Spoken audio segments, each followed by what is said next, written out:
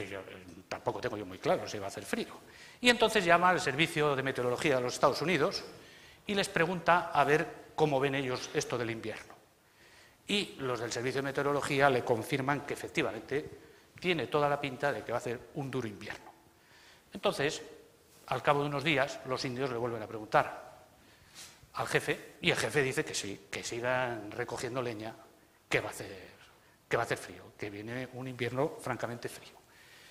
El jefe llama de nuevo a los servicios meteorológicos y dice, oye, pero ¿estáis seguros que el invierno, que tengo ya que todos los indios, bueno, eso no les dice, estaba pensando, tengo a todos los indios aquí recogiendo leña, ¿estáis seguros que va a hacer frío? Y en el servicio meteorológico le dicen que sí. El proceso se repite varias veces. Los indios ya están un poco hartos de acarrear leña, pero el jefe insiste en que va a ser un invierno muy duro. Pero al final ya el jefe ve que aquello no tiene mucha pinta y llama una vez más al servicio meteorológico y les dice, oiga, vamos a ver, ustedes me están venga a decir que va a hacer un invierno muy frío, pero ¿en qué se basan ustedes? ¿Por qué están ustedes tan seguros de que va a hacer un invierno muy frío? Y el servicio meteorológico americano les dice, mire, la verdad es que no tenemos ni idea, pero los indios de la reserva no hacen más que recoger leña. O sea, a esto le llaman el sesgo confirmatorio. O sea, que en esto de innovar, y cuando vayamos a plantearnos cosas, no vaya a ser que nosotros nos hagamos la pregunta y la respuesta para que salga lo que nosotros queremos. Entonces, hay que entrar en los debates con una cierta humildad para arriesgarte a salir del debate con una opinión distinta a la que habías entrado.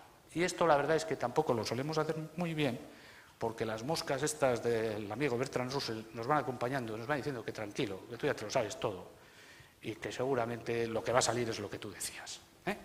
Bien, entonces, es importante la calidad, es importante la innovación, es el siguiente estadio, es importante el progreso y la competitividad, y es importante pensar cada uno de nosotros, al margen del discurso oficial, de lo que digan los expertos, esto a cada uno de nosotros en qué nos afecta. Porque este debate, aparte de ser un debate de países y de economías y demás, es un debate personal, es una reflexión que nos afecta a lo más inmediato, a la Icastola, incluso a la familia, a la empresa en la que estamos o al grupo o al equipo en el que trabajamos. Bien, y si hemos dicho que es fundamental la innovación, entonces, ¿qué es innovar? Hay una visión de la innovación un tanto amable, divertida, que se identifica mucho con la creatividad y, oye, vamos a innovar, si vamos a hacer un brainstorming, nos juntamos todos y todos lo vamos a pasar muy bien, que está bien, que la podríamos identificar con algo de lo que hemos visto aquí o con ese payasete que parece que hace gracia, pero detrás de estos procesos de innovación, de lo que hemos visto aquí hoy en la presentación, hay bastante más pico y pala de lo que pensamos. Así que esto de innovar tiene un discurso positivo, y eso es bueno, porque tiene glamour, es una cosa como interesante. Uno va a una charla de esas y piensa que se lo va a pasar bien, pero tiene bastante más que ver con el pico y con la pala, con el trabajo duro, que con cualquier otra cosa. Una definición de innovación. Innovar es mudar o alterar las cosas introduciendo novedades. Esto es lo que dice el diccionario de la lengua española. Luego, la innovación es la acción de innovar. Luego, pues ya nos hemos quedado anchos. Digo, si innovar es cambiar las cosas, alterar las cosas, introduciendo novedades, pues es lo que venimos haciendo habitualmente. O sea, tampoco es algo que no hayamos hecho hasta la fecha. Lo importante, lo que yo creo que ahora nos plantea un reto a la hora de activar la innovación para el progreso y la competitividad, es darle a este concepto de innovación, que supone alterar, cambiar las cosas, una idea de sostenibilidad, es decir, que esto sea un proceso sostenible en el tiempo, y una idea de utilidad, de que además yo cambio las cosas no por cambiar, sino para buscar una utilidad, que aporte un valor y que ese valor sea reconocido además por la sociedad o por los mercados. Así que a mí me interesaría hablar de una innovación sostenible en el tiempo y que aporte un valor reconocido por el mercado y la sociedad. Y lo más importante, yo creo que es el reto con el que nos enfrentamos, es pasar de entender la innovación como un suceso, ¿no? Estos antecesores nuestros que de pronto ven que pasa una cosa en el cielo, mucho ruido, y surge una luz en el suelo y se acercan y da calor, Imagino que pues pasarían luego viendo tormentas a ver dónde volvía a ocurrir lo mismo para calentarse, ¿no? Hasta que dominan el fuego. Eudald Carbonell es uno de los directores de Atapuerca. Dice, la verdad es que cada vez dice una fecha distinta, pero bueno, dice que el fuego como tecnología tardó 350.000 años en socializarse, no sé si 350.000 o 200.000, nos da casi un poquito lo mismo. Sin embargo, la telefonía móvil se socializó en 8 años. O sea que la importancia de las tecnologías, la importancia de cómo pasan las cosas y en el tiempo cómo se producen es grande. Pero bueno, volviendo a la idea del fuego, la innovación como suceso es importante. Cuando se produce una innovación, aunque sea de churro, por aclararnos, hay que aprovecharla, es importante. Pero el reto está en que la convirtamos en algo que sea un proceso. Es decir, que pasemos de entender la innovación como algo sobrevenido, como algo operativo, a algo anticipado, algo estratégico. Es decir, que nosotros pongamos las condiciones para que las cosas pasen. Y este es el reto fundamental, el cambio de paradigma que tenían los modernos, el cambio fundamental con el que nos enfrentamos en las organizaciones. No que no se haya innovado, claro que se ha innovado, si no, no estaríamos aquí ninguno, sino darle el carácter estratégico que tiene que tener la innovación. Y entonces eso significa entenderla como un proceso, y eso significa crear una cultura de innovación. Y una cultura de innovación no se crea de la noche a la mañana. No se crea de la noche a la mañana. Y en esto, como en todo, hay empresas que históricamente desde el principio han jugado a esto, y hay otras que no. Pero si tuviésemos que hacer así un flash socialmente como país y demás, podríamos decir que todavía estamos a las puertas de este cambio de paradigma. Las empresas podemos tener o pueden tener una dirección de investigación, un director de innovación, pero muchas veces anda por ahí perdido, buscándose la vida como puede, pero si el Consejo de Administración, la Presidencia, etcétera, no apuestan realmente por la innovación, es muy difícil que eso realmente sea una cultura innovadora para la empresa. Bueno, este es el reto fundamental con el que nos enfrentamos. Y esto tiene poco que ver con la suerte. Picasso decía que la inspiración llegue no depende de mí, lo único que yo puedo hacer es ocuparme de que me encuentre trabajando, lo del pico y la pala, ¿no?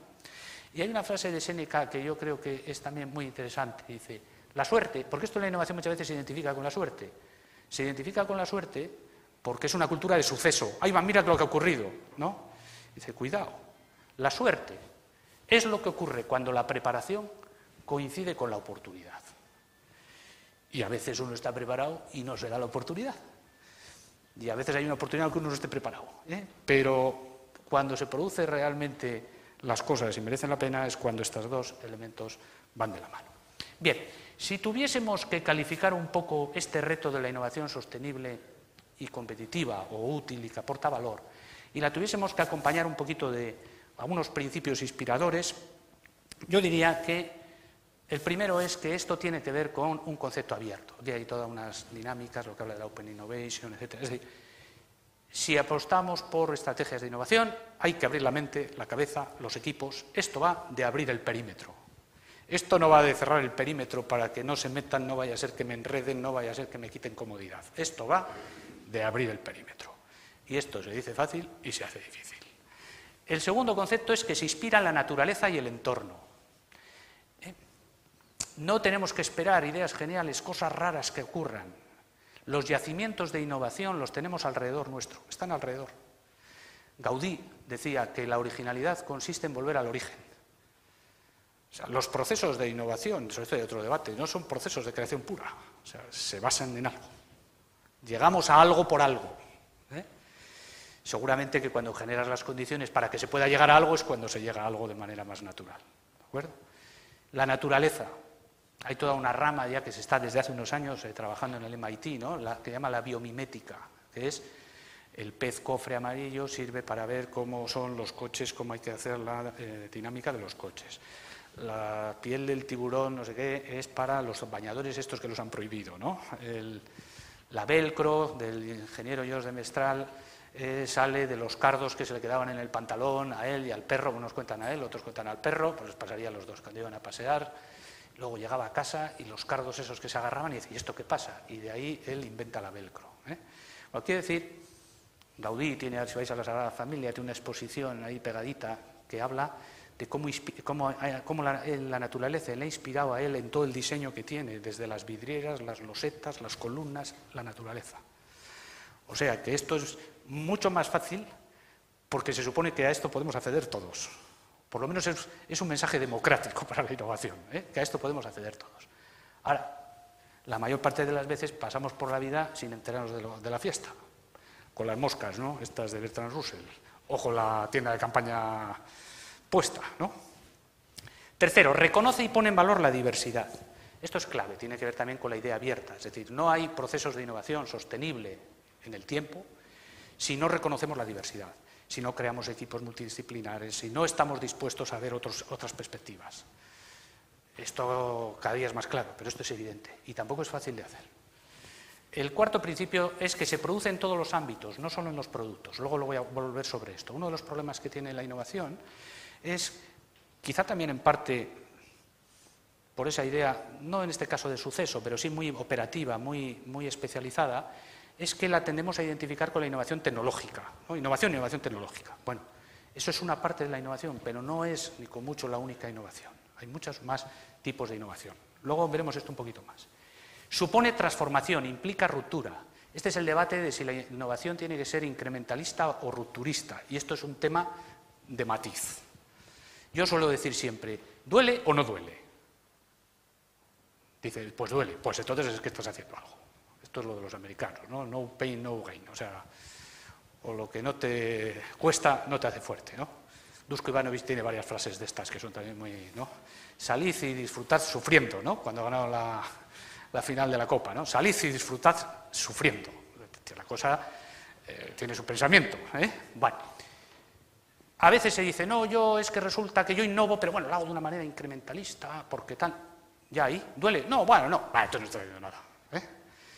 O sea, pero no tiene por qué solo ser innovaciones rupturistas. Cuando son rupturistas se ven fácil, ¿eh? Pero de hecho, una cultura de proceso te llevaría a que las innovaciones cada vez sean menos rupturistas y más incrementalistas. Pero tienen que costar, tienen que doler. Se apoya en la calidad para construir la excelencia. Luego voy a volver sobre esto, porque claro, tiene que ver con el título de la charla, ¿no? No solo es la evolución de la competitividad, es que además, de verdad, no se puede innovar de manera sostenible si no te apoyas en la calidad. Y además una cosa alimenta a la otra. Son como las dos caras de la misma moneda, calidad e innovación. Luego hablaremos un poquito más de esto. Busca resultados, necesita medirse. Lo que no se mide no se gestiona. Luego hay que poner indicadores, hay que poner medidas, hay que comparar. El tamaño no es excusa. Esto también es una cierta tranquilidad. Parecía históricamente que solo podían innovar las grandes empresas. Luego nos dimos cuenta que todas las grandes empresas, los Google y los Microsoft y demás, nacieron en un garaje. Luego, en algún momento fueron pequeñas. Luego incluso llegaron a decir que las únicas que innovan son las pequeñas, que las grandes no hacen nada. Bueno, todos pueden y deben innovar. O sea, que este debate no es solo de las grandes empresas, es también de las pymes y de las pequeñas empresas. Y para según qué procesos de innovación, las buenas son las pequeñas. Para otros, son mejores las grandes. Pero esto no es una cuestión de que solo sea de unos o de otros, es de todos. Comparte valores para generar cultura. Es un tema de cultura innovadora. Entonces hay que compartir valores, unos determinados valores. Si no se comparte valores, no podrás hacer nada sostenible en el tiempo. Si no se comparte valores, no podrás hacer nada sostenible en el tiempo. Y por último, pone a la persona en el centro de todo. Esto siempre en todas las charlas últimamente queda bien esto, ¿no? Es decir, es que en el centro está... Bueno, es que en el centro de todo está la persona. Y en la innovación y en todo, si no ponemos en el centro de todo lo que hagamos de las estrategias de los procesos la persona, como nos olvidemos de que la persona es el principal agente innovador, estamos perdidos. Bien, de estos principios sí quería detenerme muy breve, uno en este que hemos dicho. No solamente hay innovación de productos, hay innovación en los servicios, en los procesos de fabricación y producción, en las formas de organizarte, en cómo se concibe el marketing, en cómo gestionas el conocimiento de las personas, en cómo trabajas los valores y la cultura empresarial, en cómo articulas y desarrollas un modelo de negocio, en los conceptos. O sea, que bienvenidos a la innovación, que esto no solo es cosa de tecnólogos, que casi más bien es de muchos más, aparte de los tecnólogos. Sobre esto hay otros debates, ¿Por qué se explica que una economía como la vasca, que tiene unos niveles de inversión en Producto Interior Bruto en I+D relativamente medios, vamos a decir, porque no son bajos. Sin embargo, su Producto Interior Bruto históricamente ha crecido mucho más. Y en cambio,